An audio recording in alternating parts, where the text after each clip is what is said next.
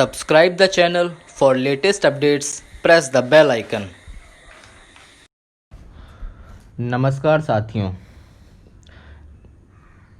get ready for the dictation at the count of 3, 2, 1, start. सत्ता का मनमाना इस्तेमाल कितना विकराल रूप धारण कर चुका है, इसका ताज़ा और घिनौना प्रमाण है मुंबई महानगर पालिका के दस्ते की ओर से अभिनेत्री कंगना रनौत के कार्यालय में की गई तोड़फोड़। यह तोड़फोड़ सिर्फ इसीलिए की गई क्योंकि उनके कुछ बयान महाराष्ट्र सरकार को रास नहीं आए। पहले शिवसेना नेताओं ने कंगना के खिलाफ बेहूदे बयान दिए और जब इतने से भी संतुष्टि नहीं मिली तो महाराष्ट्र सरकार ने बीएमसी के अतिक्रमण विरोधी दस्ते को उनके दफ्तर को ढहाने भेज दिया।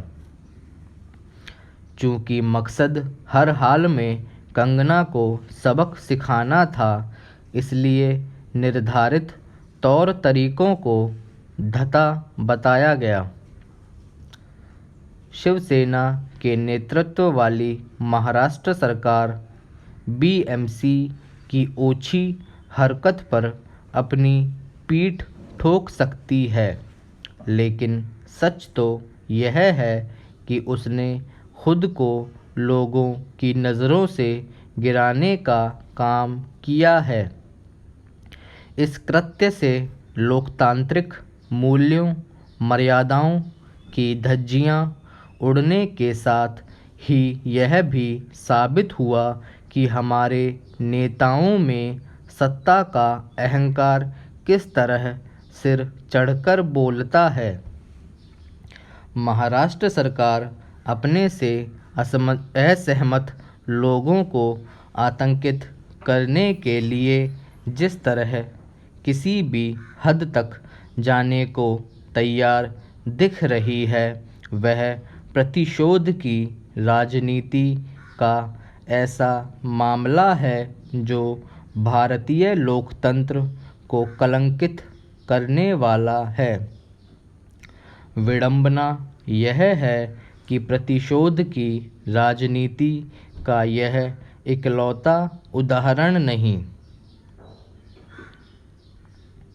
अपने देश में महाराष्ट्र सरकार सरीखे उदाहरण देखने को मिलते ही रहते हैं। संकीर्ण राजनीतिक स्वार्थों को सिद्ध करने अथवा अपने राजनीतिक या वैचारिक विरोधियों को तंग करने के लिए सत्ता का बेजा इस्तेमाल करने के मामलों की गिनती करना मुश्किल है। जब ऐसे मामले सामने आते हैं तो कानून के शासन का उपहास उड़ने के साथ ही भारतीय लोकतंत्र की बदनामी भी होती है। कंगना जिस मामले को लेकर चर्चा में आई, वह अभिनेता सुशांत सिंह राजपूत की संदिग्ध परिस्थितियों में मौत का है।